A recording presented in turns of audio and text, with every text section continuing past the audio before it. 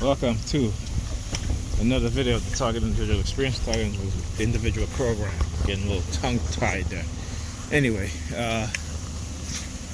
I am heading home. Spent Turkey Day with Pam and the kids. Okay, yeah, I hear the car honking. They've been doing that all week. And you guys want to see the red theme?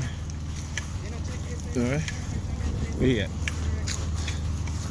Yeah, so she's looking. Yeah. Oh, he looking across the street. That's like across the street.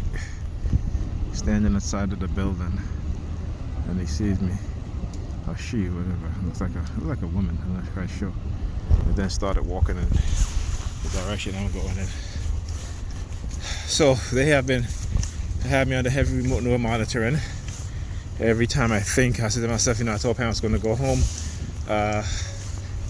It was a Tuesday night, and I said I come back Wednesday, which was Turkey Day, and after that they started bombarding with police sirens because they didn't want me to leave.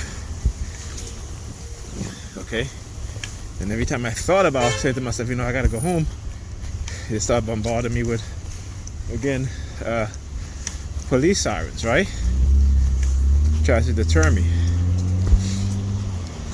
Okay? Yeah, see the red theme again. Right here. And, aside from every time I said I was going to go home, I was doing it just to see what she was going to do. So finally today, I'm saying to myself, I got to go home. I called my sister, and just to see if a package was delivered, and she said yes. After that, they started with the mind control and the remote neural monitoring. All right, again using the sirens and basically trying to sell me subliminal message about if I go to my house again, they're going to take away my disability. And the reason why they're doing this, again, religious sake. Pam is very religious.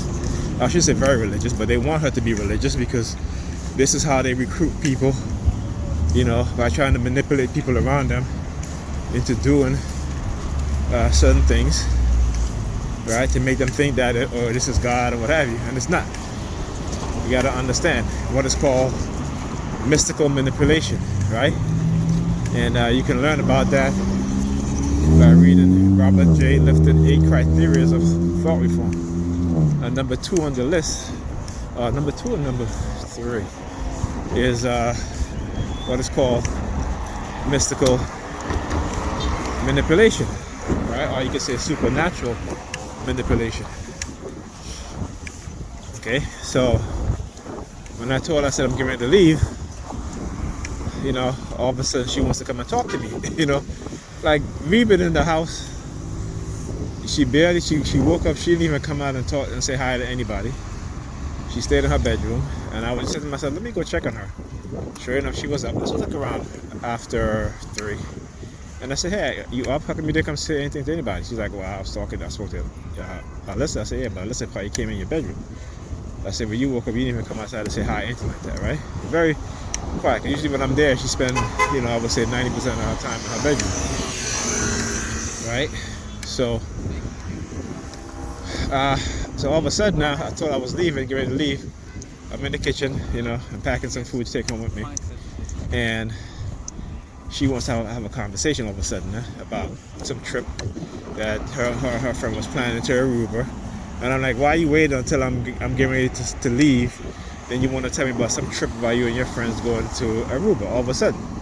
You had all day yesterday to talk to me about it. You didn't. You had the day before to talk to me about it. You haven't. But now I'm ready to leave. You want to have this conversation. So as she said, she's talking to me. She wants to start doing these hand signals. She starts pulling her hair, pulling her hair over her mouth, that sort of thing. And I'm looking at her like, I ain't even pay her no mind, really and truly, because I know what it is that she's trying to do. So if I leave, so what they try to do with her now is doing what they try to do with me and Bryce. It was using the color black, right? As some, this supposedly guy that's supposed to be, her. And I give you guys the whole rundown about when I had took Bryce's mom to court for joint custody because she sent him out of the country without my permission. Didn't tell me where he was at all, right? So trying to send me that sort of subliminal message. So now I guess they use the color black with her. So whenever I leave, they're like, well, she's gonna be she gonna. I'm like, I don't really care. That's why I can leave. You know what I'm saying? Like, I don't, like it doesn't bother me. You know what I'm saying? Trust me, it doesn't bother me. If she can meet somebody to where she can get her act together in terms of, being a certain way. Yeah, she may have a job, but that doesn't mean you have your act together. Okay? Let me give you an example. Tuesday, was it Tuesday? No, Tuesday night. And I was clearing off the table because she had a whole bunch of shit on the table. It literally took me like 2.5 hours to do that shit. Afterwards, my back was hurting me. I got a headache because of the remote monitoring. And she was supposed to clean down the back counter, and she didn't. She was like, "Oh, I'm gonna do it. Can you clean it?" After I just finished cleaning up the living room, I spent about 2 hours cleaning up the living room. Right? Spent another 2.5 hours doing the bedroom. I cleaned the living room during the day, early on. Right? And again, I had to go lie down after that, take a muscle relaxer. And she's like, "Oh yeah, I'm gonna do that." You know what she did Tuesday? In her bedroom, doing makeup and sleeping. That's all she did. Yes, she seasoned meat to cook on Wednesday, yesterday, Turkey Day. Yes, she cooked. Yes, And like I said, I was giving her credit for that. I'm not gonna take that away from her. All right. And then after she finished, she's like, "See, I was cleaning up after I'm cooking," and I'm like, "Okay." But she didn't really clean up after because I still had to go clean down the stove because the stove was dirty. So, I mean, you telling me that, you know what I'm saying? It means nothing if I have to come and clean it down again because you still left it dirty, right? After you were done, So, shit like that's what I'm talking about, And then, so she cooked, we ate. She cooked and then she wanted me to clean on the table again. I said, no. I spent 2.5 hours cleaning on the table. You're making a mess of it already and you want me to come and clean? I said, no. I said, we don't have to eat on the table. I said, we'll eat in the living room if that's the case. Because, I'm not about to do that again. Okay? So she's like, okay, fine, what have you. Which is fine. And so after that, I put away the food. I left the turkey for her to put away because I don't know whether she wants to, how she want to put away. So I put away everything else. I washed all the dishes, cleaned on the stove, did everything like that. So, because, what I'm saying, she cooked, hey, I'll clean up afterwards, right? And that's how I am. But if I cook, she don't clean up afterwards. I have to clean up afterwards. So that's the difference, okay? See, that's the type of partnership these modern day women want. That if you're the man and you do all of this and do all of that, but you don't expect anything afterwards. But with them, if they do something or they do something for you, they expect shit. And then they want to turn around and talk about men expecting. No. No. You're the one that expect that shit. Okay? You're the one that expect that. It's not the men. Alright? So anyway. Yeah, so like I said, so I told her I was leaving. I was just trying to have a conversation. Then she's like, "Oh, we're downstairs," and this woman always talking about my hair and how you get your hair so red and all this shit, right? Using colors, but trying to, make up some lie, because she wasn't going that long when she was downstairs to check for a package that was supposed to be delivered, right? So then she's like, "Oh yeah, she's such," and the woman wanted to know. The woman, she always says I'm a liar. I'm like, I said, well, I guess you are a liar then. And then she's like, what? She's like, what do you mean by that? I said, well, you engaged in a conversation with her. She called you a liar. You didn't tell her. You didn't curse her out or anything like that. Okay, because she just asked you about your hair, right? Your hair. She's like, yeah, because I told her when I was blonde before, and then I dyed it red, and all of a sudden now it's kind of reddish, whatever. Always using colors.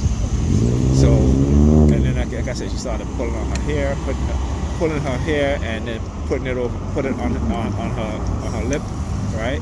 So, it should have just been ridiculous the way she do shit. Why? Because they don't want me to leave. Well, guess what? I'm leaving anyway, so I don't see y'all out here waiting for me, right? Nope. Okay, just got off the bus. I can't remember what I was saying. Oh, I forgot about this too.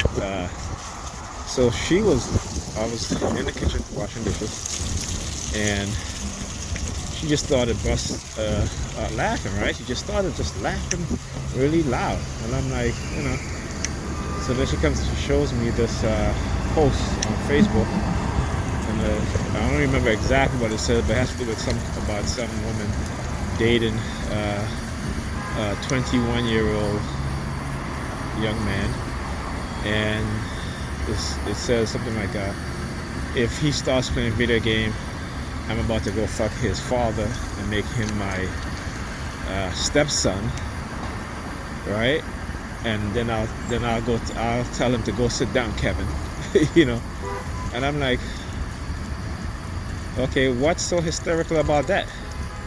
So I said, I don't think that's funny, because let me put it to you: if this was a man saying that, if I'm dating some woman and she's doing something I don't like, then I can go fuck her mother and make her my stepdaughter and tell her go sit down, whatever, right? Well, go sit down, Karen. Go sit down. What's another white name? Go sit down. I'm sorry, not the word. I shouldn't say the white word name, but that just came off of the Karen thing. But go sit down.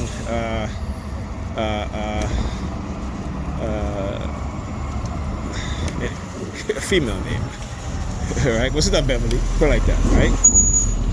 I said, but then so y'all be coming for that whoever that person, whoever made that post next, right? Because again, this is the continued villainization of men. The women can post shit like that, but if a man wants to do it, they'll call him disgusting, nasty, and all kind of shit. So that's all I said. Shit, her ass is disgusting and nasty. Okay, interesting. I was just on the bus. Just got off the bus, and somebody was playing. They had their phone on speaker playing sounds, and one of the sounds was a cricket. The cricket sound. Again, goes back to directed energy weapons being used, sonic weapons, in which they claimed that what the diplomats was hearing was cricket sounds. Right? Excuse me, I'm just looking at something. Yeah. So they started playing the cricket sound. Whoever had their phone on, playing the cricket sound on the bus. Okay, so again, I just want to show you guys the extent of what these people will go through. All right, and though I have my phone in my pocket, and I figure, if I take out my phone and start recording, they're going to stop, because when I got on the bus, as you guys can see, right, I took off my book bag. There was no one was playing music at all, or whatever at all. But as soon as I put my phone in my pocket, right, they started, with the loud music being played, right? So again, this is what they're doing now. They're back to that coercive, that covert, that very, very, very covert way of doing things. Okay, so if I start recording, they'll stop with the sirens, they'll stop with the music playing, the love songs, what have you. This is what they'll do. Yeah, since I walk by this guy, oh, he coming out his van, he coming out his truck now. He coming out his truck now. Yeah. Okay. Open up his car door. Yeah, as you hear the sirens, right? Okay. Got that one. Yeah. You hear it? It's sirens. Call sirens now. Yeah, I got you, motherfuckers. I am recording, and they realize it too. So they start. You hear that shit? Yeah. Fuck y'all. Anyway. Oh yes, I forgot. So I think I was talking about Pam, and so as I said, she wanted to have this conversation. As soon as I told her I'm getting ready to go.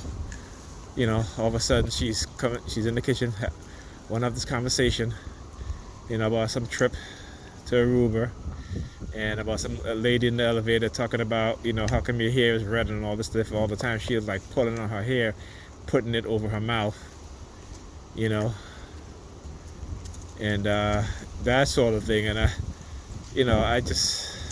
tell you, it's amazing how they activate her brain in such a way, you know, because like I said, the whole time I've been there, not once did she want to even discuss these things. But as soon as I said I was leaving, all of a sudden, and this was the reason why I said I was leaving, because again, I actually wasn't going to leave, right? Because I had called my sister to make sure that I bought my daughter a Barbie doll for Christmas, because that's what she wanted, and then called to make sure that they deliver it, right? So I said, okay, so she got it, then I guess I'll stay, all right?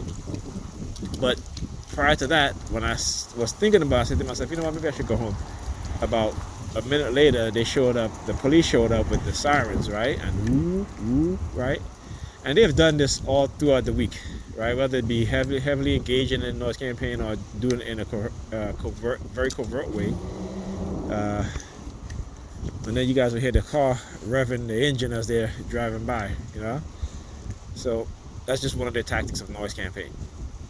Right, so you know, it's kind of, I was like, you know what, let me go, because it was that if I leave I was going to be arrested. So well, I left, and on my way home, right, no cops in sight. What happened? Okay, and again, I do this to show TIs that how they try to use the police as a threat and as an intimidating force against us, right? Okay. So you know, I'm telling you, it's like they're predictable, and I know they may think I'm predictable, but I guess I may be predictable to them, because again, that's how they conditioned me, you know. And so sometimes I'll be like, okay, you say you're going to shoot me, you're going to kill me, fuck it, I'm gonna leave. As a matter of fact, I'll wait till 2 o'clock in the morning, 1 o'clock in the morning, and I'll leave. So you get ample opportunity, right? You know what I'm saying? And that's my way of I guess being combative in terms of, you know, what it is that they're doing. Other TIs may do things differently, and I guess you have to be very careful in how they're conditioning you and what kind of personality you are developing in being combative to what it is that they're doing, right? And if you're being combative in a way in which it may be harmful to yourself or to others, then you need to reevaluate what type of conditioning that they've done to you, and how you can now combat them in a way that you develop, right? And which is not detrimental to you or to others. Okay, so you have to do that. You have to do that work. I don't know, it's hard. It's hard. I've been in this program 20 years, right? 2 decades. Okay, they're still with the sirens, right? They're still with the sirens. Okay, you hear that? Yeah, they're still with that shit. But anyway, I will see you guys in the next video.